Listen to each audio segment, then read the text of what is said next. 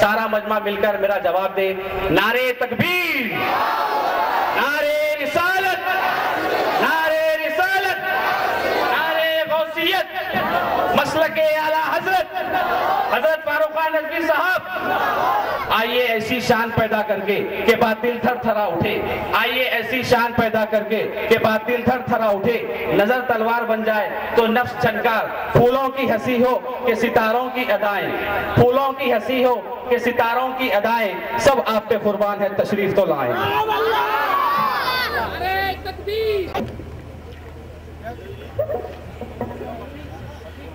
الحمدللہ الحمدللہ رب العالمین والعاقبۃ للمتقین والصلاة والسلام علی من کان نبی آدم بین الماء والدین۔ قال اللہ تبارک و تعالی فی القرآن المجید والفرقان الحمید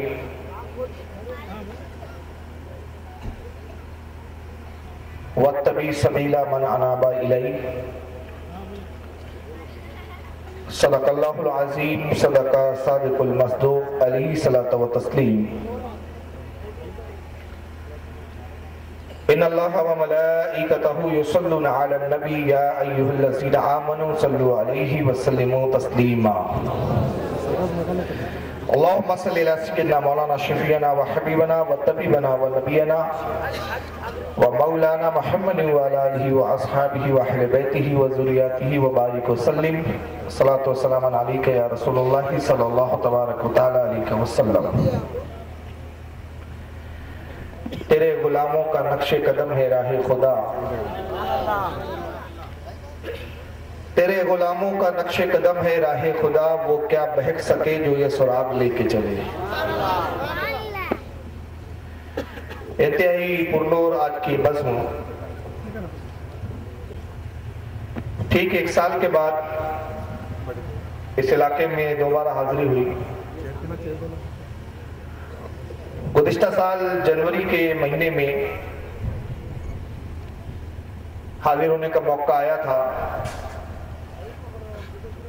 اور ابھی یہ فروری کا مہینہ چل رہا ہے، گویا ٹھیک 1 سال کے بعد دوبارہ اس علاقے میں آنے کی سعادت میسر آئی ہے۔ گزشتہ سال اور اس سال میں ایک بڑا واضح فرق مجھے نظر آیا۔ گزشتہ سال جب میں آیا تھا تو دیکھا تھا کہ جنہوں نے جلسہ لیا تھا بڑے مختصر لوگ تھے، خصوصیت کے ساتھ جناب ہمارے کرم فرما ہمارے محمود بھائی وہ اور ان کے کچھ برادران تھے، لیکن اس بار جب میں آیا تو دیکھا کہ یہ سیلاب بڑھ چکا ہے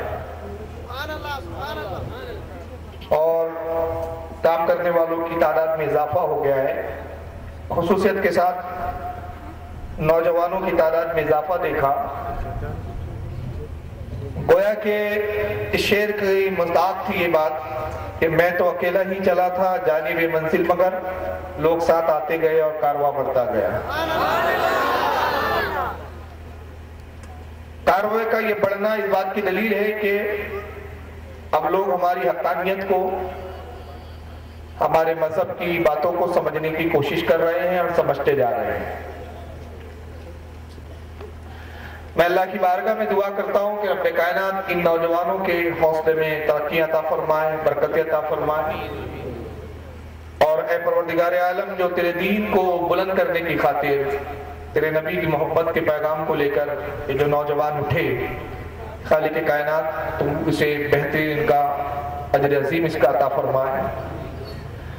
ساتھ ہی اپنے مشائخ، اپنے علماء کا بھی شکر گزار، ممنون و مشکور ہوں جو اس وقت مقصد پر رونق افروز ہے، ایک بڑی تعداد کے ساتھ تشریف فرما ہے۔ میں دل کی گہرائیوں کے ساتھ ان کا خیر مقدم بھی کرتا ہوں، شکریہ بھی ادا کرتا ہوں، اور اللہ کی بارگاہ میں دعا کرتا ہوں کہ پروردگار عالم ہمارے تمام علماء اہل سنت، ہمارے مشائخ الزام کی عمروں میں، علم میں، رزق میں خیر و برکت عطا فرمائے۔ اس اشتہارات کے ذریعے آپ کو عنوان پتہ چل چکا ہے. عنوان یہ ہے کہ اہل سنت و جماعت حقیقت میں کون ہے.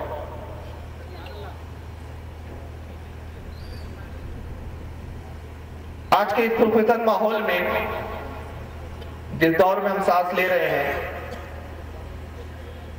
بہت ساری جماعتیں ہماری نگاہوں کے سامنے ہیں، بہت سارے فرقے ہیں.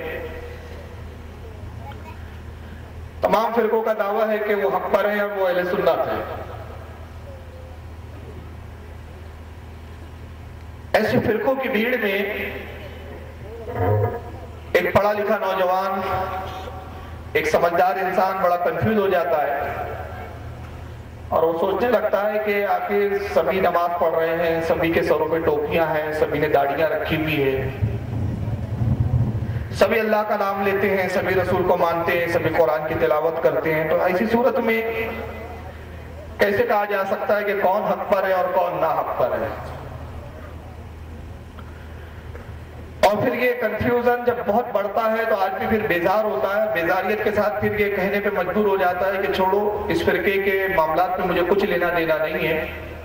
سب کو ٹھیک کہا جائے، سب کو ٹھیک مانا جائے، سب کو مسلمان سمجھیے، چھوڑیے یہ سب مولویوں کے اور ملاؤں کے جھگڑے. یہ آج کا ایک کامن مسئلہ ہے جس کا حل آج کی عوام کو بڑا مشکل نظر آتا ہے. لیکن اگر تھوڑا سا دین سے تعلق ہو اور دین سے شغف ہو تو میں سمجھتا ہوں جتنا پیچیدہ اور مشکل سوال ہوتا ہے اس کے مقابلے میں بہت ہی آسان اس کا حل ہے. ضرورت ہے کہ مذہب سے ہم تھوڑی سی دلچسپی لیں، اسلام کی تعلیمات کی طرف ہم تھوڑی توجہ کریں. لیکن چونکہ اسلام کی طرف ہماری رغبت کم ہے، معلومات ہماری کم ہوتی ہے، ہم حالات کو دیکھ کر اور جو کچھ ظاہراً ہمارے سامنے آتا ہے اس کو دیکھ کر ہم فیصلہ کرتے ہیں. یاد رکھیے کہ ایک بڑا مشہور محاورہ ہے کہ ہاتھی کے دانت دکھانے کے اور ہوتے ہیں، کھانے کے اور ہوتے ہیں. روئے زمین پر آج تک جتنے فرقے پیدا ہوئے، کسی فرقے نے یہ نہیں کہا کہ میرا تعلق اسلام سے نہیں ہے اور میں باطل پر ہوں. بہت سارے فرقے پیدا ہوئے جن کے شاید آپ نام سنتے ہوں گے، یا بہت سے ایسے فرقے جن کے شاید آپ نے نام بھی نہ سنے ہوں گے. لیکن تاریخ کا مطالعہ کرنے والا، تاریخ کو پڑھنے والا نوجوان اور ہر وہ انسان جانتا ہے جو تھوڑا سا بھی اسلامی تاریخ سے اگر شغف رکھتا ہے تو اسے پتا ہے کہ اسلام میں کیسے کیسے فرقے پیدا ہوئے اور ان فرقوں کے وجود ختم ہوئے اور پھر کچھ فرقے باقی رہ گئے، کچھ شکلیں بدلی اور آنے والے زمانوں میں اور بھی فرقے پیدا ہوں گے. تاریخ اسلام میں اگر آپ جائزہ لیں تو سب سے پہلے ایک فرقہ پیدا ہوا تھا جس کا نام تھا نصیری، کہ صحابہ کے زمانے میں پیدا ہوا. اور اس فرقے کا عقیدہ کیا تھا؟ یہ حضرت علی سے اتنی محبت کرتا تھا کہ حضرت علی کے کرامات کو، ان کے حالات کو دیکھ کر اس فرقے نے یہ عقیدہ بنا لیا تھا کہ حضرت علی جو ہے یہ خدا ہے معاذ اللہ. اور وہ کہتے تھے کہ خدا جو ہے زمین پر اپنی کبریائیوں پر، اپنی الوہیت پر پردے ڈال کر علی کی شکل میں آ چکا ہے زمین پر. یہ چلتا پھرتا یہ علی در حقیقت خدا ہے جو عرش اعظم سے زمین پر اتر آیا ہے. خود حضرت علی نے اس فرقے کا رد کیا، بلکہ یہاں تک تاریخ میں ملتا ہے کہ اس فرقے کے ماننے والوں کو حضرت علی نے آگ میں جلا دیا، زندہ آگ میں ڈالا.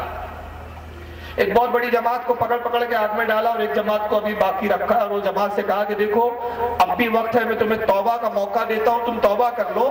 میں خدا نہیں ہو سکتا، ارے میں تو مصطفیٰ صلی اللہ علیہ وسلم کا ایک ادنا غلام ہوں. جب میں نبی کے برابر نہیں ہو سکتا تو خدا کیسے ہو سکتا ہوں؟ تمہیں مہلت دی جاتی ہے، توبہ کر لو. مگر وہ اپنے کفر پر اتنے اڑے ہوئے تھے، انہوں نے کہا علی آپ نے ہمارے بعض ساتھیوں کو آگ میں جلایا، یہ کام نے تو ہمیں اور یقین دلا دیا کہ آپ یقیناً خدا ہے، اس لیے کہ خدا ہی کہتا ہے کہ میں جہنم میں ڈالوں گا، یہ کام تو آپ نے کیا. اندازہ لگائے کتنا بدبخت، کتنی بدعقل فرقہ تھا. ڈر کے حضرت علی نے ان کو بھی آگوں میں جلایا اور بعض کو قتل کیا. نصیریوں کے بعد ایک فرقہ آیا جس کا نام تھا ناصبی. ابتدا نازبیت کی یہاں سے ہوئی کہ اہل بیت کو گالیاں بکتے تھے، حضرت علی کو برا بلا کہتے تھے، اور حضرت علی رضی اللہ تعالیٰ عنہ کے فضائل و کمال کو دیکھ کر اتنا بغض حسد میں مبتلا ہوئے کہ علی کو صحابیت کے درجے سے نکال دیا۔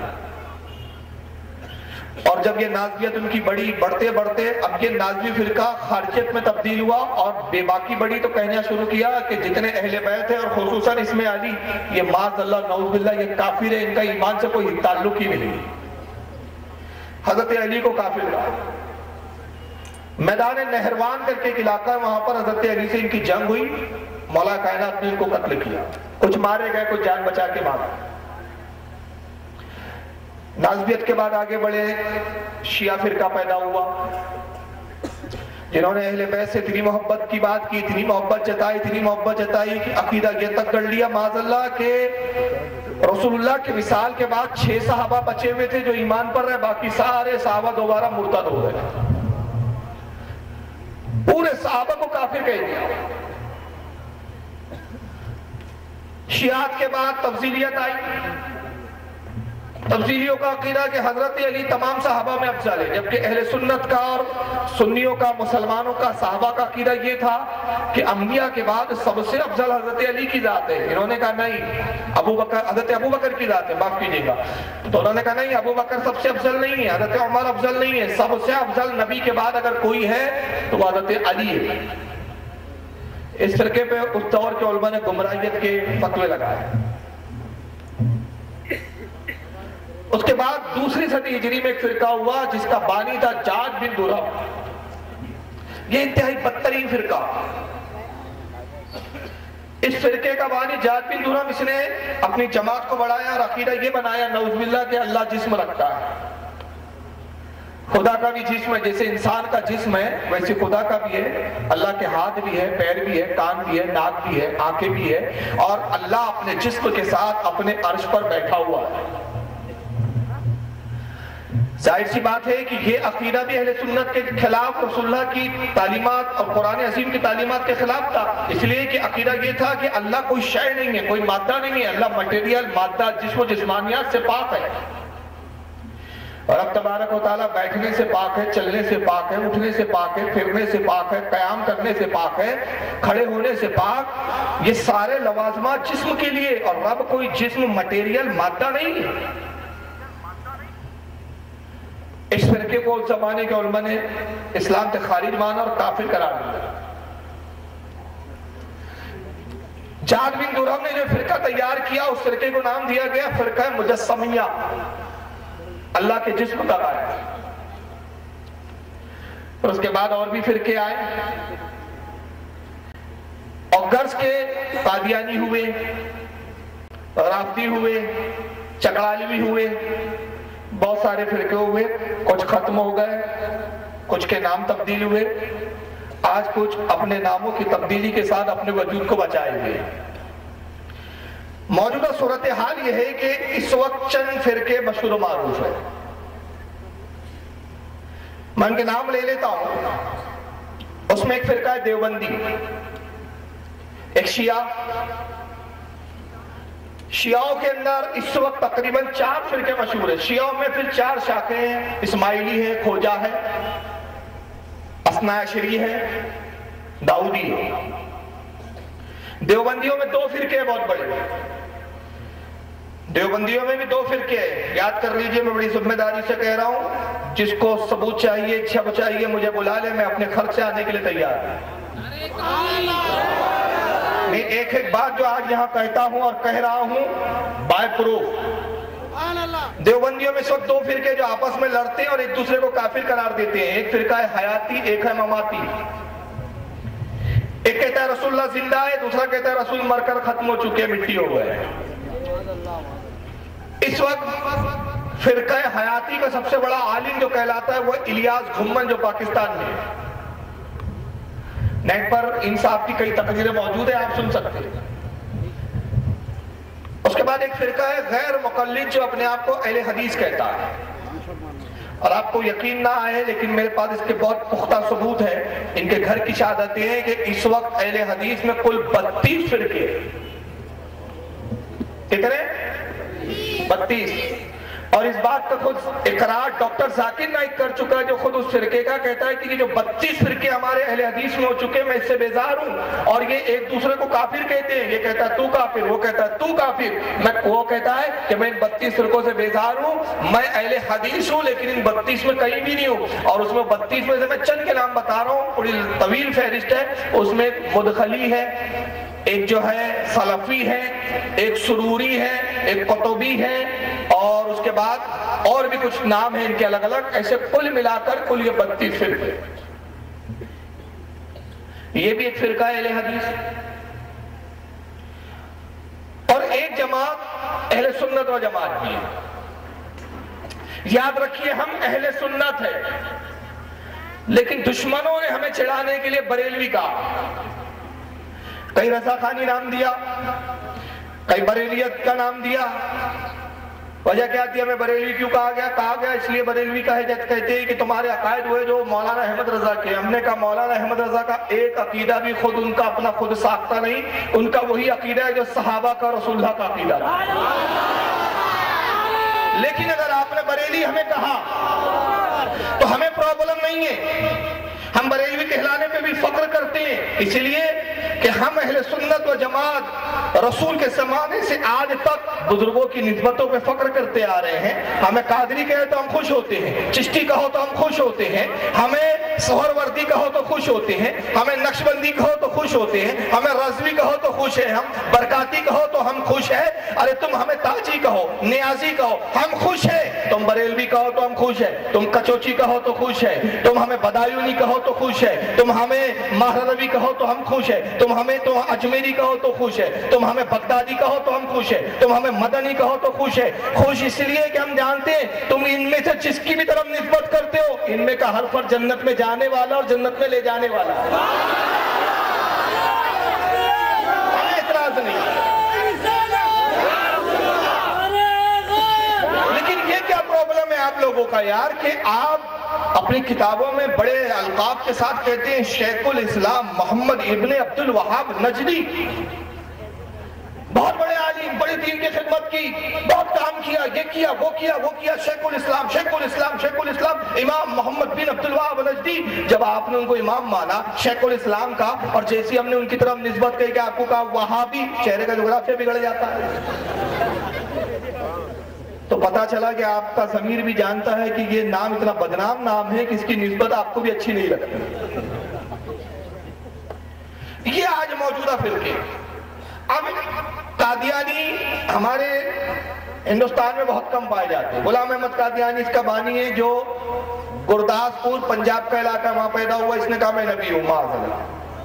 سارے فرقوں نے اس کو کافر ڈکلیئر کیا، حتیٰ کہ دیوبندیوں نے بھی کہا یہ کافر ہے، اہل حدیثوں نے بھی کہا کافر ہے، شیعوں نے بھی کہا کافر ہے۔ کیوں؟ اس لیے کہ سب فرقوں کا یہ اعتقاد ہے، عقیدہ ہے کہ رسول کے بعد اب کوئی نبی آ نہیں سکتا۔ ما کان محمد ابا احد من رجالکم ولکن رسول اللہ وخاتم النبی۔ قرآن نے کہہ دیا محمد تمہارے مردوں میں سے کسی کے باپ نہیں بلکہ وہ اللہ کے رسول ہے، وخاتم النبیین، اور نبیوں میں سب سے آخر ہے، اور صرف اللہ کے رسول ہے۔ قرآن کے عقیدے کے خلاف ہے، سب کا اتفاق ہوا کہ قادیانی اسلام سے خارج۔ مگر بہرحال اب یہ جو اتنے ہیں اہل حدیث ہے، دیوبندی ہے، بریلوی ہے، سب کہتے ہیں ہم اہل سنت ہے، ہم اہل سنت ہے۔ اب اس فرقوں کی بھیڑ میں ایک نوجوان، ایک عام انسان کنفیوز ہے، کیسے جانوں کدھر حق ہے، کہاں اہل سنت ہے، کون حقیقی اہل سنت ہے، کون جنت میں لے جانے والے ہیں۔ تو اس کشمکش میں ایک زمانے میں بھی گزرا ہوں۔ ہاں میں ریئلٹی بتا رہا ہوں، جس وقت میں کالج پڑھتا تھا، میں بی اے کر رہا تھا، اور بی اے کے بعد پھر میں نے ایل ایل بی کیا، تو جب میں ایل ایل بی کر رہا تھا تو اس وقت واسطے جن لوگوں سے پڑھتے تھے کالجوں میں اور یونیورسٹیوں میں، زیادہ تر وہ جماعتیں یہی ہوتی تھی جو اپنے آپ کو یا تو جماعت اسلامی کہتی ہے یا اہل حدیث کہتے یا دیوبندی۔ اب وہ جس انداز میں سامنے آتے تھے تو میں سوچتا تھا کہ کہیں ہم غلط تو نہیں ہیں۔ بہت ریسرچ کی میں نے، بہت تحقیق کی، بہت مباحثے ہوئے اس زمانے میں، بہت گفتگو ہوئی، لیکن ہوتا یہ تھا کہ جب بھی ہم اپنے تائید میں کوئی حدیثیں پیش کرتے تھے تو اس کا وہ لوگ انکار کر دیتے تھے، کہتے کہ حدیث ہم نہیں مانتے کیونکہ یہ حدیث ضعیف ہے۔ پھر وہ کچھ اگر حدیث پیش کرے تو ہم بھی کہہ دیا کرتے تھے یہ حدیث ہم نہیں مانتے.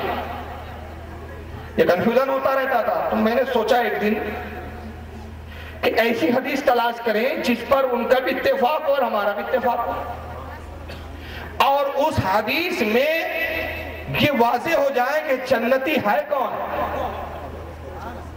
جس پر وہ اختلاف نہ کر سکے. تو بڑی تلاش و جستجو کے بعد مجھے ایک حدیث ملی جس پر کسی فرقے کا اختلاف. آئیے ذرا وہ حدیث میں آپ کو مانیٹر پہ دکھا دوں. یہ حدیث جامع ترمذی کے حوالے سے میں آپ کو پیش کر رہا ہوں. مانیٹر پہ دکھائیں اس کو. کہاں ہے پروجیکٹر والے صاحب؟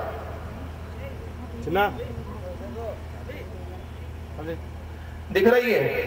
پتہ نہیں دکھ رہی ہے کہ نہیں, بہت کالی دکھ رہی مجھے تو یہاں سے. آپ کو دکھ رہی ہے کہ کلیئر؟ بھائی دکھ رہی, بھائی اس کو صاف کیجیے. اتنا کالا نہیں. اب آئی صحیح. جامع ترمذی کی چھپی بھی ہمارے یہاں سے نہیں, سعودیہ کا نسخہ ہے. میں جتنے کتابیں حدیث کی یہاں پیش کروں گا ایک بھی بریلیوں نے نہیں چھاپی, سب سعودیہ والوں نے چھاپا. اور میرے پاس سارے نسخے بیروت, لبنان, دارالسلام, سعودی عرب, ریاض کے یہی نسخے استعمال کرتا ہوں, یہی بتاتا ہوں. جامع ترمذی کا یہ حوالہ پیش کر رہا ہوں, مگر یہ حدیث ہر حدیث کی کتاب میں ہے, حتیٰ کہ صحیح مسلم میں موجود ہے, ابو داؤد میں موجود ہے, ترمذی آپ کے سامنے ہے, نسائی میں, ابن ماجہ میں, امام بہقی نے شعب الایمان میں, امام طبرانی نے معجم الاوسط و کبیر کے اندر, امام حاکم نے المستدرک میں, امام احمد بن حنبل نے المسند میں, امام دہلوی نے مستد الفردوس میں. ہر امام نے, شاید ہی ایسا کوئی امام ہو جس نے اس حدیث کو کوٹ نہ کیا. اتنی متفق علیہ حدیث. آئیے ترمذی شریف کی جلد نمبر 4 ہے, یہ کتاب الایمان ہے, حدیث نمبر 2641, اور روایت ہے حضرت عبداللہ ابن عمر سے. بڑی طویل حدیث ہے. عبداللہ ابن عمر کہتے ہیں وَإِنَّ بَنِي إِسْرَائِيلَ تَفَرَّقَتْ عَلَى 72 مِلَّةً. حضرت عبداللہ ابن عمر فرماتے ہیں کہ اللہ کے رسول صلی اللہ علیہ وسلم نے ارشاد فرمایا کہ لوگوں قوم بنی اسرائیل میں 72 فرقے ہوئے. قوم بنی اسرائیل جو موسیٰ کی قوم تھی اس میں اختلاف کی وجہ سے کتنے فرقے ہوئے؟ 72. وَتَفْتَرِقُ أُمَّتِي عَلَى 30 و70 مِلَّةً. اور آقا نے کہا میری امت میں 73 فرقے ہوئے. بنی اسرائیل میں تو 72 ہوئے لیکن میری امت میں 73 ہوں گے. کلہم فی النار, سب کے سب جہنم میں جائیں گے.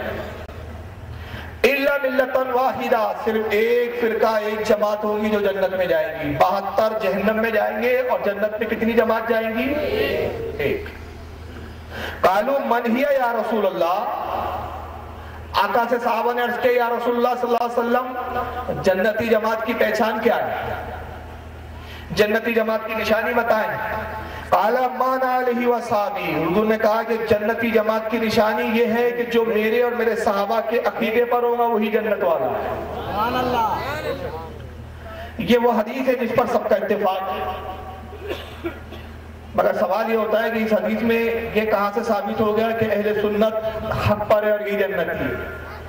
کیونکہ حضور پاک نے اس حدیث میں کسی فرقے کا نام نہیں بتایا کہ جنت میں جائے گا اس کا یہ نام ہے, یہ نہیں کہا. صرف حضور نے یہ بتایا کہ ایک جماعت جنت میں جائیں گی, 72 جہنم میں جائیں گے. میری امت میں 73 فرقے ہوں گے, بنی اسرائیل میں 72 ہوئے. ان 72 فرقوں کے نام نہیں بتائے بنی اسرائیل کے. رسول اللہ نے اپنی امت کے 73 فرقوں کے نام نہیں بتایا, جنت میں جانے والے فرقے کا بھی نام نہیں بتایا. پھر سوال یہ پیدا ہوا کہ اس حدیث پر اتفاق تو سب کا ہو گیا, مگر ہر فرقے نے کہنا شروع کیا وہ جنتی یا نہیں ہے. پھر ہم نے بھی کہا جنتی ہم, تو فیصلہ تو وہیں کا وہیں رہ گیا. تو میں نے کہا اسی حدیث پر غور کرو جس حدیث پر تم نے اتفاق کیا کہ یہ صحیح ہے. مگر یہ الگ بات ہے کہ اس حدیث کا مصداق, جنتی جماعت ہونے کا مصداق تم اپنے آپ کو سمجھتے ہو. مگر آؤ اس حدیث میں پتہ چلتا ہے کہ تم جنتی نہیں ہو. جنتی اگر روئے زمین پر کوئی ہے تو وہ اہل سنت و جماعت, جسے آج تم بریلوی کہتے ہو. وہ کیسے؟ آقا کہتے ہیں قوم بنی اسرائیل 72 فرقوں میں بٹی. تو آقا نے یہ پہلے ماضی کی خبر دی, پاسٹ پاسٹ کی خبر دی، کہا اس وقت تو بٹی نہیں ہے، تو نبی حال بھی دیکھ رہے ہیں، اور مستقبل کی خبر دیتے ہوئے فرمایا میری امت میں 73 فرقے ہوں گے، ابھی ہوئے نہیں ہوں گے۔ تو نبی وہ ہے جو ماضی بھی جانتے ہیں، نبی وہ ہے جو حال سے بھی واقف، نبی وہ جو مستقبل بھی۔ تو جو 3 خبریں بتائے اسے کہتے ہیں علم غیب، تو جو مصطفیٰ کا غیب مانتا ہے وہی ہے جنتی۔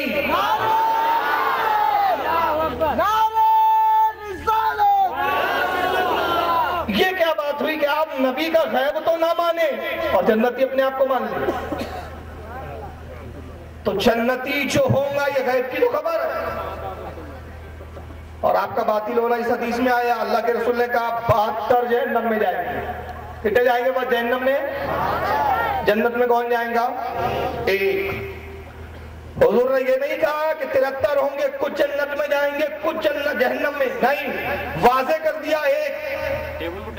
اور اس حدیث کی تائید میں ایک اور حدیث آتی ہے، اللہ کے رسول فرماتے ہیں میں نے اپنے رب سے 3 دعائیں کی۔ میں نے اپنے رب سے کہا مولا پہلی دعا میں نے یہ کی، اللہ کے رسول کرتے 3 دعائیں کی، 2 دعا میری قبول کی اللہ نے، تیسری دعا کے بارے میں مجھ سے کہا اے حبیب اے میرے محبوب یہ تیسری دعا آپ مت مانگیے، اس تیسری دعا کو ہم قبول نہیں کریں گے۔ صحابہ نے پوچھا رسول اللہ کون سی 3 دعائیں جو 2 قبولی ایک کو مانگنے سے دعا کرنے سے آپ کو روک دیا گیا؟ کہ پہلی دعا میں نے یہ مانگی کہ پروردگار میری امت پر اجماعی عذاب نہ بھیجنا، جیسے پچھلی قوموں پر عذاب آیا سب ہلاک ہو گئے، میری امت پر اس طرح کا عذاب مت بھیجنا۔ اور رب نے فرمایا حبیب تیری دعا کو ہم نے قبول کیا، تیری امت پر عذاب نہیں بھیجے گی، تیری امت قیامت تک باقی رکھی۔ سرکار کہتے میں نے دوسری دعا کی پروردگار عالم مجھے شفاعت کی اجازت دے دی۔ اللہ نے فرمایا حبیب تجھے شفیع بنایا، شفاعت کا اذن دیا، قیامت کے دن تو اپنے امت میں جس کو بھی بخشوائے گا، جس کی شفاعت کرے گا میں بخش دوں گا۔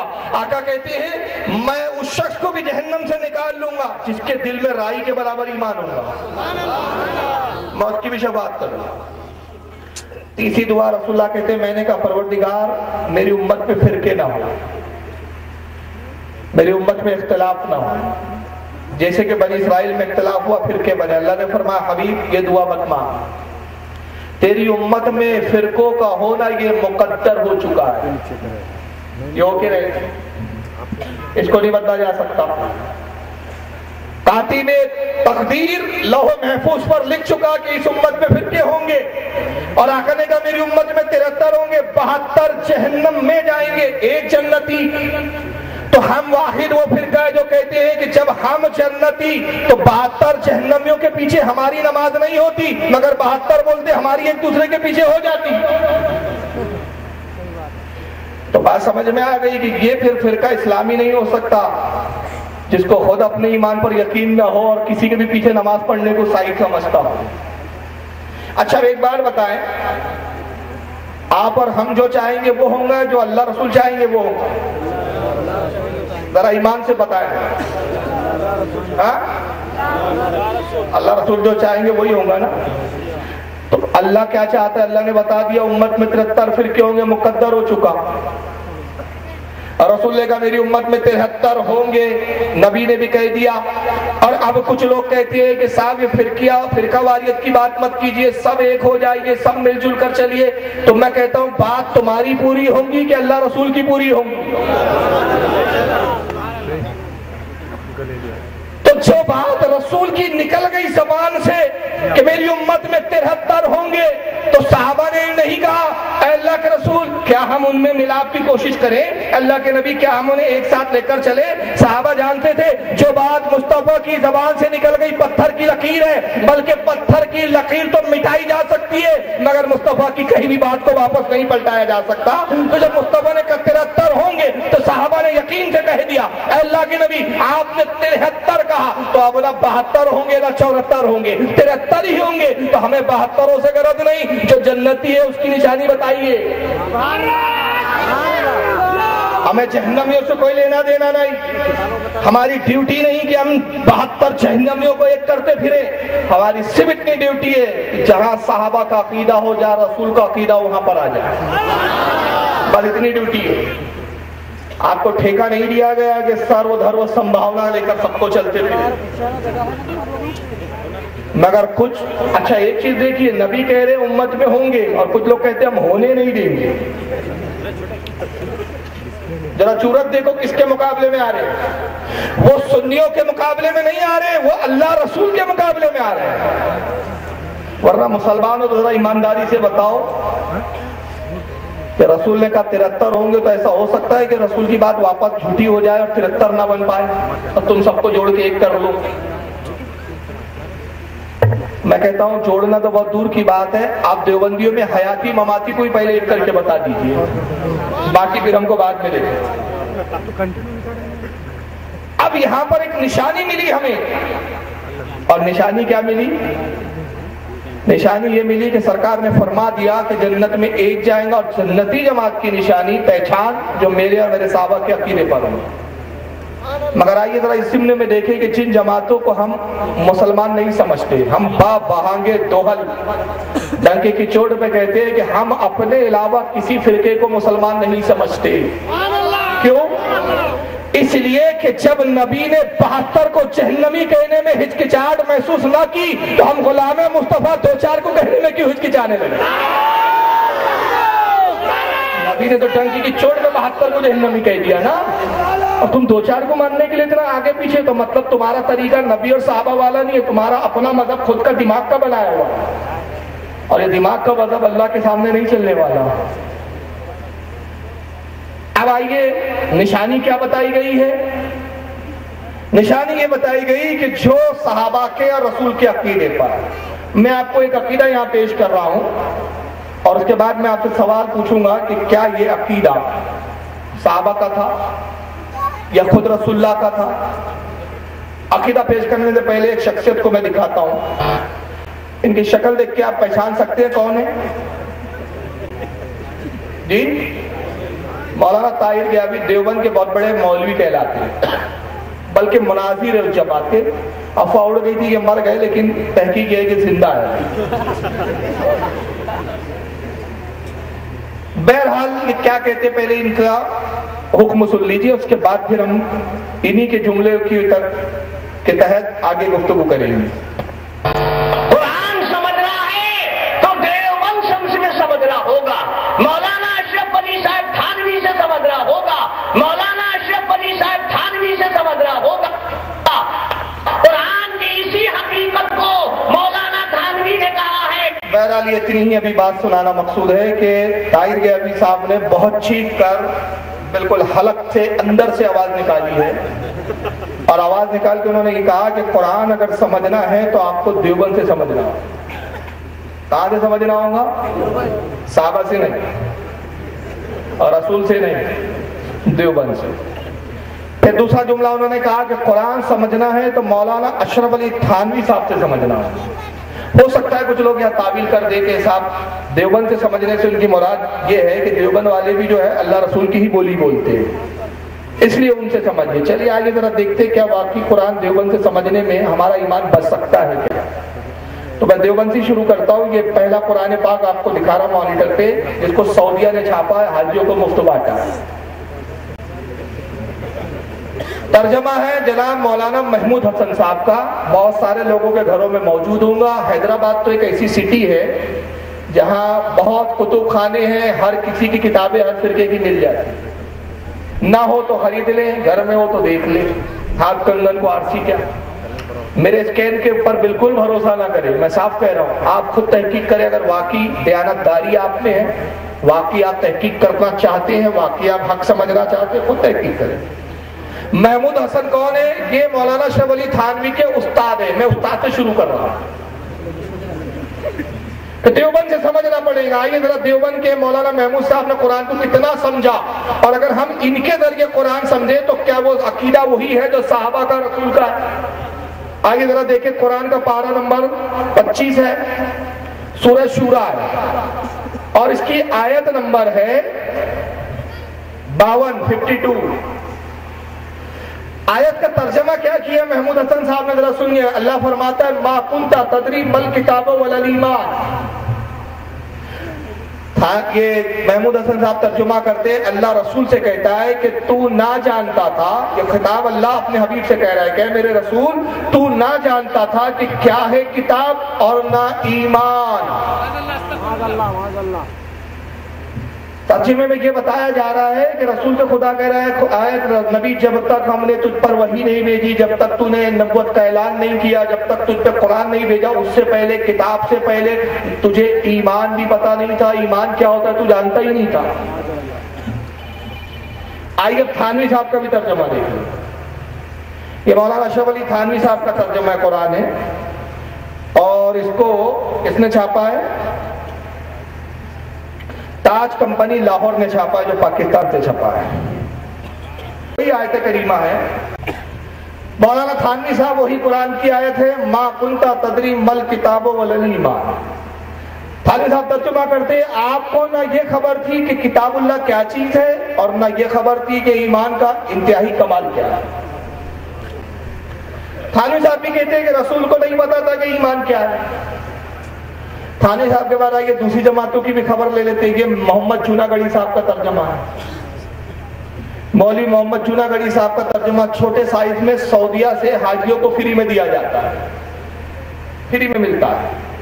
بہت سارے حجاج کے بعد یہ ترجمہ قرآن ہوگا، آج ہی جائیں پارہ 25 کھولے، سورہ شورا دیکھیں اور سورہ شورا کے اندر آیت نمبر 52 دیکھیں تو آپ کو یہ ترجمہ دکھے گا محمد جونا گڑھی صاحب کا، کہ محمد جونا گڑھی صاحب بھی ترجمہ کرتے ہیں۔ جو لفظ ہے وہ لفظی ترجمہ انہوں نے صاف صحیح کیا ہے، کیونکہ قرآن میں صاف کہا مل کتاب ولا الایمان، لا ما کنت تدری، تدری یعنی نہیں جانتے تھے، نہیں پتا تھا تمہیں، مل کتاب کیا ہے کتاب، ولا الایمان اور کیا ہوتا ہے ایمان۔ تو صحیح تو ہے ترجمہ صاحب، صاحب تو اللہ کہہ رہا ہے۔ تو میں اس کے جواب میں پہلی ایک بات عرض کروں کہ جناب ہر جگہ قرآن کے لفظی ترجموں سے کام نہیں لیا جاتا، ورنہ لفظی ترجموں سے کام لوں گے تو کفر اور گمراہیت کو عام کرو گے۔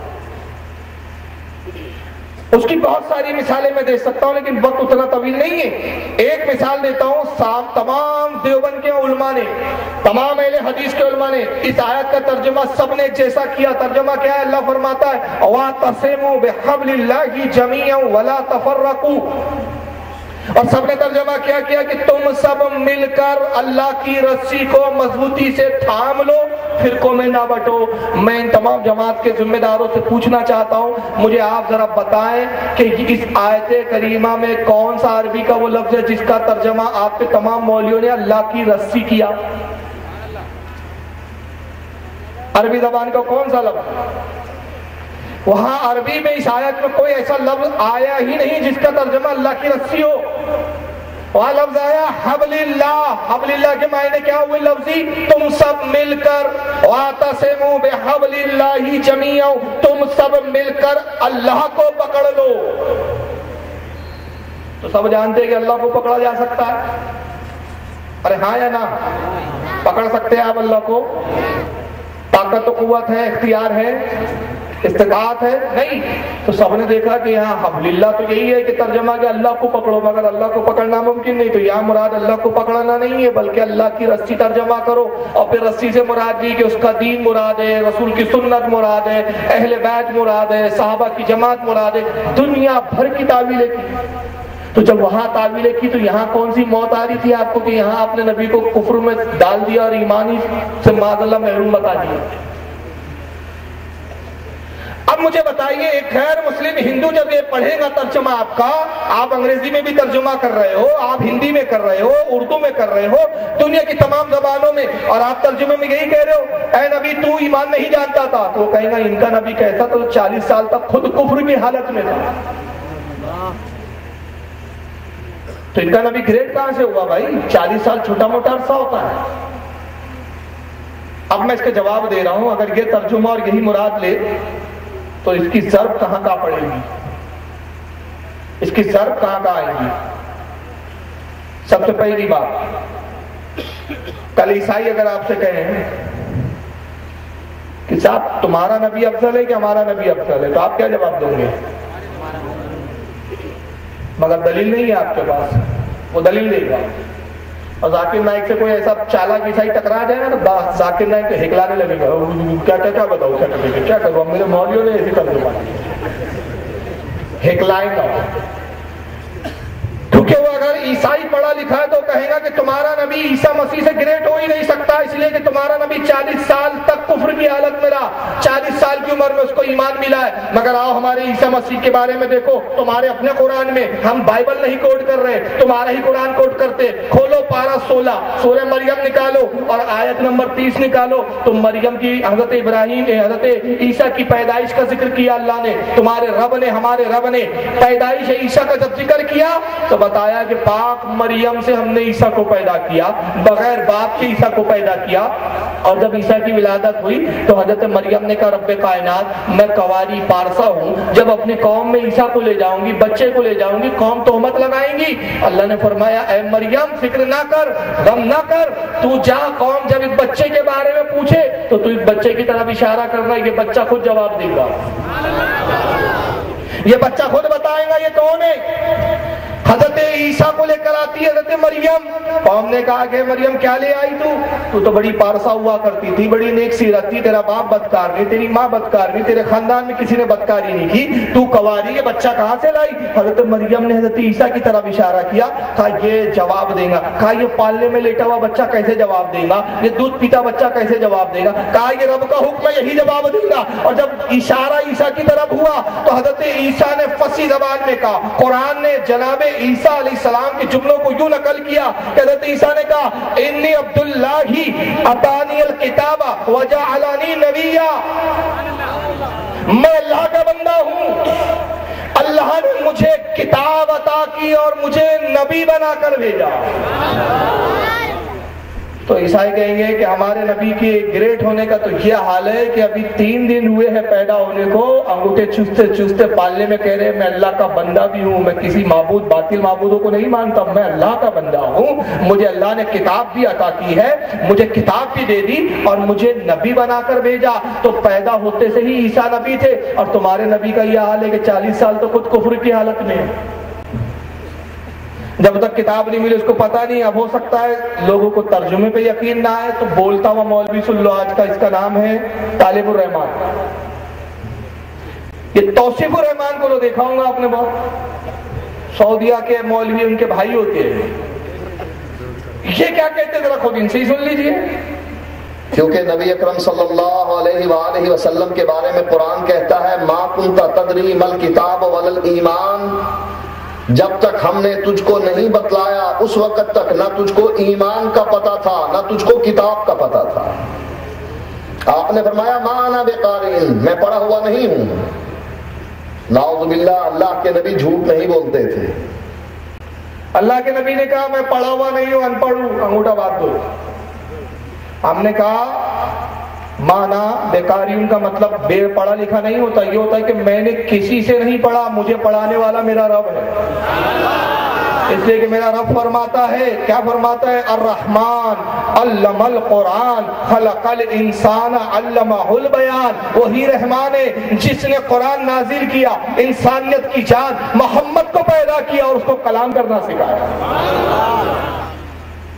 لیکن انہوں نے ترجمہ کچھ اور کیا، اور وہی آیت کا ترجمہ کیا ما کنت تدری مل کتاب ولا ایمان، جب تک ہم نے تجھے بتایا نہیں تو نہ کتاب جانتا تھا نہ ایمان جانتا تھا۔ 40 سال میں کتاب ملی، 40 سال میں بتایا، 40 سال تک تو کفر کی حالت میں رہا۔ میں چھوٹا سا سوال کر رہا ہوں، یہاں سے وہاں تک جاؤ، کل آپ کسی دیوبند مولوی سے کو پکڑ کے پوچھو، اہل حدیث سے پوچھو اور کہو کہ اگر تم سچے ہو اور جنتی فرقہ سمجھتے ہو اپنے آپ کو تو تمہارے مولویوں نے، تمہارے گروؤں نے یہ ترجمہ کیا ہے کہ نبی ایمان نہیں جانتے تھے، تو ہمارے صرف ایک چھوٹے سے سوال کا جواب دے دو کہ جب نبی پاک صلی اللہ علیہ وسلم 40 سال تک کفر کی حالت میں تھے، ایمان سے واقف نہیں تھے، تو 40 سال اعلان نبوت سے پہلے غار ہیرا میں نبی عبادت کس کی کرتے تھے؟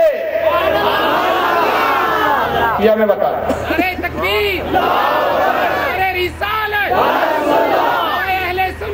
جہاں قیامت تک کا ٹائم دیا گیا تھا، بتاؤ کس کی عبادت کرتے تھے نبی جب ایمان ہی نہیں معلوم تھا؟ اندازہ لگائیے، جو نبی کو دھڑلے سے بیمان بولتے، ہماری ٹریجڈی ہے کہ ہم ان کو کافر نہیں بول سکتے، وہ رسول کو کافر بولے، کیا دین بنایا ہے انہوں نے؟ آئیے ذرا ایک اور آیت کریمہ بتاؤں میں آپ کو اسی جملے میں، 12-17 سورہ انبیاء، اور آیت نمبر 51 ہے. مجھے یہ بتائیے حضرت ابراہیم علیہ السلام افضل ہے کہ رسول اللہ افضل ہے؟ رسول اللہ افضل ہے. یہ تو آپ کی عقیدت بول رہی ہے, دلیل کہاں ہے آپ کے پاس؟ اگر رسول افضل ہے تو پھر حضرت ابراہیم کے بارے میں قرآن یہ کیوں کہتا ہے؟ پارہ 17 سورہ انبیاء آیت 51 اللہ ابراہیم علیہ السلام کے بارے میں کہتا ہے وَلَقَدْ آتَيْنَا إِبْرَاهِيمَ رُشْدَهُ مِنْ قَبْلُ وَكُنَّا بِهِ عَالِمِينَ. اور ہم نے ابراہیم کو بالغ ہونے سے پہلے ہدایت بھی عطا کر دی اور ہم اس کی نگہبانی کر رہے تھے. عیسیٰ مسیح بھی بالغ بھی نہیں, حضرت ابراہیم بالغ بھی نہیں ہوئے, اللہ فرماتا ہدایت جان چکے تھے. اور ہمارا نبی 40 سال تک کفر میں تھا, ہدایت ہی نہیں ملی. اور بالغ ہونے سے پہلے کیسے حضرت عیسیٰ علیہ السلام ہدایت پر تھے؟ ابراہیم علیہ السلام. حضرت ابراہیم کے زمانے کا بادشاہ نمرود خواب دیکھتا ہے, بادشاہ ہونے کے بعد خدا کا دعویٰ کر بیٹھا, کہا میں ہی خدا ہوں. لوگ سجدہ کرتے ہیں. ایک دن خواب دیکھتا ہے کہ تخت پہ بیٹھا ہوا ہے, زلزلہ آیا, تخت سمیت زمین پر گر پڑا ہوتے ہوئے. دوسرے دن دربار میں نجومیوں کو بلایا, جادوگروں کو بلوایا, پیشن گویاں کرنے والوں کو بلایا, کہا کل میں نے یہ خواب دیکھا, بتاؤ اس کی تعبیر کیا ہے؟ بتائیے دیکھ اس سے بڑی کیا مزاحیہ کھیل بات ہوگی, خود خدا ہے اس کو ہی نہیں معلوم کیا ہوا ہے. دوسروں سے پوچھ رہا. اور قوم دیکھے کتنی جاہل, وہ یہ بھی نہیں دیکھ رہی کہ خواب اس نے دیکھا, اس کو خود سمجھ میں نہیں آ رہا. اور خدا کیسا جو خواب دیکھتا ہے, خوابوں کی دنیا کا خدا ہے, مگر جہالت تھی. نجومیوں نے اپنے علم کے اعتبار سے جو بھی ان کا خفیہ علم تھا کہا کہ اس خواب کی تعبیر ہمارے جو سمجھ میں آئی وہ یہ ہے کہ تیری حکومت میں ایک بچہ پیدا ہوگا جو تیری خدائی کے دعوے کو ختم کر دے گا, تیری حکومت کی اینٹ سیٹ بجا دے گا, تیری دھجیاں اڑا دے گا. اعلان کر دیا جو بھی لڑکا پیدا ہو قتل کر دو. اس کو پتہ بھی نہیں کہ کون سا لڑکا ہے جو میرے خلاف آنے والا ہے, یہ خدا ہے. کہا جو لڑکا پیدا ہو قتل کرو. حضرت ابراہیم علیہ السلام کی والدہ حاملہ ہوئی. اللہ کی حکمت تھی, اللہ کی قدرت دیکھیں آپ. رب تبارک و تعالیٰ نے حضرت ابراہیم کی والدہ پر ایسے حالات پیدا کیے کہ حمل ہونے کے باوجود بھی حمل ہے سے ہے یہ ظاہری نہیں ہوتا, پیٹ بڑا ہوا نظر نہیں آتا تھا. حضرت ابراہیم کی والدہ کو احساس ہو گیا کہ میرے پیٹ میں جو بچہ ہے وہ لڑکا ہی ہے, کیونکہ اللہ اس بچے کو پیدا کرنا چاہتا ہے, ورنہ میرا حمل تو ظاہر ہوتا.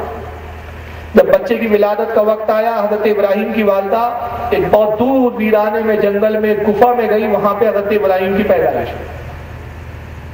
گفا میں بچے کو رکھا, صبح جاتی ہے دودھ پلاتی ہے اور شام میں جاتی ہے دودھ پلاتی ہے, 2 وقت دودھ پیتے حضرت ابراہیم. مگر اللہ کی قدرت دیکھیے, پروردگار کو ہدایت کے لیے, قوم کی ہدایت کے لیے حضرت ابراہیم کو مبعوث کرانا مقصود تھا. ایک دن گزرا, حضرت ابراہیم اتنے بڑے ہو گئے ایک ہی دن میں کہ 1 مہینے کے بچے نظر آتے. دوسرا دن آیا 2 مہینے کے برابر, تیسرا دن آیا 3 مہینے کے برابر, 12 دن میں 1 سال کے دکھتے. بہت تیزی سے بڑھ رہے, تاکہ بہت کم عرصے میں جب گفا سے باہر آئے اور نمرود کے سامنے بھی آ جائے تو نمرود سمجھے یہ تو پہلے کا بچہ ابھی والا تھوڑی ہے, زمانے کا نہیں ہے, یہ تو خواب سے پہلے کا پیدا ہوا ہوگا. 12 دن کے قریب جب گزر گئے تو 12ویں دن میں ہی حضرت ابراہیم نے کلام کیا. ہمارے یہاں کا بچہ 1.25 سال 1.5 سال میں بولتا ہے, لیکن حضرت ابراہیم علیہ السلام 12ویں دن میں کلام کر رہے ہیں. اور کلام کیا تھا, جب 12واں دن ہوا تو آپ چلنے بھی لگے, گفتگو بھی کرنے لگے, گفا سے باہر نکلے. جب باہر نکلے تو اس واقعے کو قرآن نے اپنے اندر بیان کیا ہے. تو رات کا وقت تھا اور چاند بڑا چمک رہا تھا, تو حضرت ابراہیم نے چاند کی طرف دیکھا اور فرمایا ھذا ربی, کیا یہ میرے رب ہے, کیا یہ میرا رب ہے. چاند کو دیکھتے رہے, اور جب چاند ڈوب گیا تو آپ نے فرمایا کہ میں چاند کو, اس ڈوبنے والے کو رب نہیں مانتا. پھر سورج نکلا تو فرمایا یہ تو پہلے سے بڑا ہے, کیا یہ میرا رب ہے. اور جب سورج ڈوب گیا تو آپ نے کہا میں ڈوبنے والوں کو پسند نہیں کرتا, میرا رب تو وہ ہے جس نے چاند کو اور سورج کو پیدا کیا. بتائیے حضرت ابراہیم 12ویں دن ہی توحید کا پیغام سنا رہے. 12واں دن تھا, ماں آتی ہے تو ماں سے کلام ہوا, دودھ پلانے آتی ہے صبح کے وقت. اپنی ماں سے سوال کیا, پہلا سوال حضرت ابراہیم کا. اس کو حضرت امام معین الدین کاشفی الوائز نے معارج النبوت میں اس واقعے کو نقل کیا. امی یہ بتائیے میرا رب کون ہے, کون ہے میرا رب. کہا بیٹا تیرا رب میں ہوں. کہا آپ میری رب کیسے ہیں. کہا بیٹا میں تجھے دودھ پلاتی ہوں, پالتی ہوں, پوستی ہوں, پروان چڑھاتی ہوں, تو میں تیرا رب ہوں. اچھا آپ کا کون رب ہے. کہا میرا رب تیرے والد ہے. کہا وہ کیسے رب ہے؟ کہا کہ تیرے والد ہی ہمیں کھلاتے ہیں پلاتے ہیں، مجھے پالتے پوستے ہیں، کھانے کے پہننے کے سامان لاتے ہیں۔ کہا اچھا والد کا بھی کوئی رب ہے؟ کہا والد کا بھی رب ہے۔ کون ہے؟ کہا نمرود۔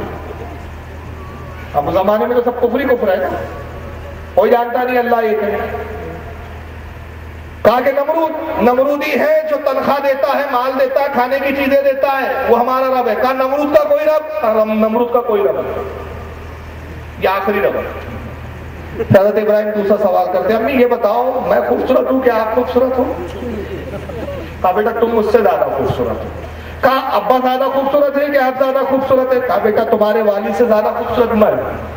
کہا اچھا نمرود زیادہ خوبصورت ہے کہ ابا جان زیادہ خوبصورت ہے؟ کہا بیٹا ابا زیادہ خوبصورت ہے، نمرود تو کالا چپٹا ہے، بھینگی آنکھوں کا ہے، بس شکل ہے۔ حضرت ابراہیم 12واں دن ہے، دیکھیں توحید کیسے بلند کر رہے۔ کہا امی جان آپ کہتی ہیں نمرود سب کا رب ہے، یہ کیسا رب ہے جس نے مجھے خوبصورت بنایا، آپ کو خوبصورت بنایا، والد کو خوبصورت بنایا اور خود بس شکل رہ گیا؟ وَلَقَدْ آتَيْنَا إِبْرَاهِيمَ رُشْدَهُ مِنْ قَبْلِ، اور ہم نے ابراہیم کو بالغ ہونے سے پہلے ہی ہدایت عطا کر دی۔ اور آگے فرمایا وَقُلْنَا بِهِ عَالَمِينَ، اور ہم اس کی نگہبانی بھی کر رہے تھے۔ اندازہ لگائیے ابراہیم جو نبی سے افضل نہیں ہے مگر وہ توحید سمجھ رہے ہیں، اور جو تمام انبیاء کا سردار بن کے آیا نعوذ باللہ من ذالک، اس کے بارے میں تم سمجھتے ہو کہ 40 سال تک ایمان ہی نہیں جانتا۔ تو کون سا مذہب لے کے چل رہے ہو یار؟ پھر ایسے مذہب پہ ہم پھٹکار اور لعنتیں نہ بھیجے تو پھر کیا کریں؟ اور پھر ہم بولتے تو برا لگتا ہے آپ لوگوں کو، تو معلوم ہوتا ہے کہ اللہ نے عقل سلب کر لی ہے، عقلوں پہ پردے پڑ گئے ہیں کہ حقائق نظر نہیں آتے۔ اب آئیے میں جواب دے رہا ہوں، مجھے یہ بتائیے کہ کیا قرآن میں تضاد ہو سکتا ہے؟ بولیے ہاں یا نہ؟ ہاں نہیں ہو سکتا نا، اللہ کے کلام میں تضاد نہیں ہو سکتا۔ تو اب اگر قرآن میں یہی مراد ہے، یہی منشاء الہی ہے کہ نبی 40 سال ایمان نہیں جانتے تھے، تو پھر پارہ 8 کھولیں، سورہ انعام دیکھیں، آیت 162 163 دیکھیں، اور اس آیت کو دیکھ کر اس کا ترجمہ انہی لوگوں کا دیکھیں۔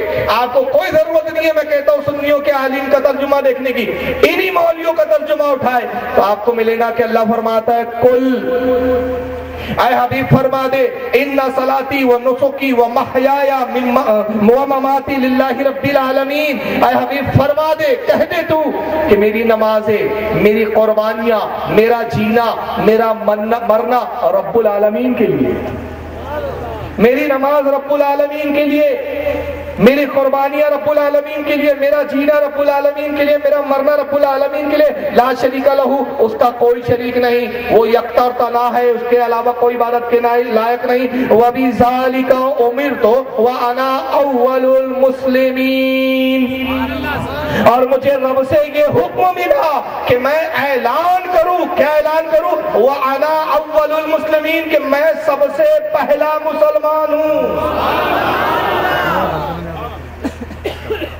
تو یہاں تو رب کہہ رہا ہے حکم، میرا حکم ہے حبیب تجھے کہ تو اعلان کر کہ میں سب سے پہلا مسلمان ہوں۔ چاند جب مسلمان نہیں تھا حبیب تو تھا، جب سورج نہیں تھا تب تو تھا، جب آسمان نہیں تھے تو تو تھا، زمین نہیں تھے تو تو تھا۔ ارے تیری ذات سے سب کا وجود، لو لاک لبا خلقت الافلاک، تجھے پیدا کرنا مقصود ہی نہ ہوتا، کائنات نہ بناتا، ساری کائنات تجھ سے بنائی، تیرے نور سے تخلیق کی، تو سب سے پہلا مسلمان، اعلان کر کے تو سب سے پہلا مومن، اور دوسری طرف کہے تو ایمان ہی نہیں جانتا تھا، تو تضاد ہوا کہ نہیں؟ ارے ہاں یا نا؟ چلیے اگر اس پر بھی اطمینان نہ ہو سکتا ہے، کچھ وہابی کہہ رہے ہو لفظوں سے کھیل رہا ہے، چلو پھر ایک حدیث دکھا دیتا ہوں، یہ امام بخاری کی کتاب ہے، نام ہے تاریخ الکبیر۔ کیا نام ہے؟ اور پھر بہت علماء نے لکھے، اگر میں اس کے حوالے پڑھوں گا نا بہت لمبی فہرست ہو جائیں گے، کچھ حوالے لیکن ضرور دے دوں گا۔ امام بخاری کی، بتاؤ امام بخاری سے بڑا کوئی محدث گزرا؟ بخاری تو بہت کرتے ہو یار تم، امام بخاری کی اور دوسری کتابیں بھی کھول کے دیکھا کہ ان کے کیا عقیدے، قسم خدا کی ان سے بڑا کوئی بریلوی عقیدے کا نہیں۔ سبحان اللہ۔ اب امام بخاری نے تاریخ الکبیر جلد نمبر کی 7 صفحہ 374 اور حدیث نمبر ہے اس کی 1606، حضرت میسرہ سے روایت کیا، صحابی رسول ہے، حضرت امام بخاری سند بیان کرنے کے بعد کہتے ان میسرۃ الفجر قال قلت یا رسول اللہ متى كنت نبیا. حضرت میسرہ ابن فجر کہتے ہیں کہ میں نے نبی پاک رسول کریم صلی اللہ علیہ وسلم سے پوچھا، اللہ کے نبی، اللہ نے آپ کو نبی کب بنایا؟ آپ کب نبی بنائے گئے؟ اور نبی نے تو یہ کہنا تھا 40 سال تک تو ایمان ہی نہیں معلوم تھا، 40 کے بعد کتاب بھی ملی، نبی بھی بنا، 40 کے بعد مسلمان بھی ہوا. لیکن رسول جواب کیا دیتے؟ قال كنت نبیا وآدم بین الروح والجسد. کہا میں اس وقت بھی نبی تھا جب آدم روح اور جسم کے درمیان میں تھے. جس میں آدم میں روح نہیں گئی تھی میں تب بھی مسلمان تھا، اس وقت بھی مسلمان. تم اس وقت بھی نبی تھا، تو نبی کافر ہو سکتا ہے؟ ہو سکتا ہے صاحب کا الٹا نبینا نبیا وآدم بین الروح والجسد. میں اس وقت بھی نبی تھا جب آدم روح اور جسم کے درمیان تھے. تو ظاہر ہے نبوت مومن کو ملے گی، کافر کو تو مل نہیں سکتی. تو پھر اس آیت کا ترجمہ اور مفہوم کیا ہونا چاہیے؟ حضرت امام ابن خزیمہ رضی اللہ تعالیٰ عنہ بہت بڑے وقت کے امام ہیں. وہ فرماتے ہیں کہ یہاں ولل ایمان سے مراد ایمان نہیں ہے. امام قرطبی تفسیر قرطبی میں، امام قشیری، امام حسین بن فضل، متعدد علماء ہیں، سب کا اس پہ اتفاق ہے کہ وہ کہتے ہیں کہ یہاں ایمان سے مراد ایمان نہیں ہے بلکہ شریعت ہے، احکام شرع. ولل ایمان سے مراد کیا ہے؟ ایمان نہیں بلکہ کیا ہے؟ احکام شرع. اور جب احکام شرع ہے تو اب اعلیٰ حضرت نے تمام مفسرین کے قول کو دیکھ کر یوں ترجمہ کیا کہ اے رسول، اس سے پہلے نہ تم کتاب جانتے تھے نہ احکام شرع کی تفصیل. جب تک ہم نے شریعت تم پہ نافذ نہیں کی، جب تک شریعت نہیں عطا کی. شریعت کیا ہے؟ شرع کیا ہے؟ احکام شرع کانسٹیٹیوشن ہے، لا ہے، قانون ہے. جب تک ہم نے آپ کو قانون نہیں دیا تھا آپ قانون کے بارے میں نہیں جانتے تھے. ایمان تو تبھی تھا جب آپ کے نور کی تخلیق ہوئی، ایمان کے ساتھ ہی تخلیق ہوئی. ایمان اور آپ کا نور تو لازم و ملزوم تھے.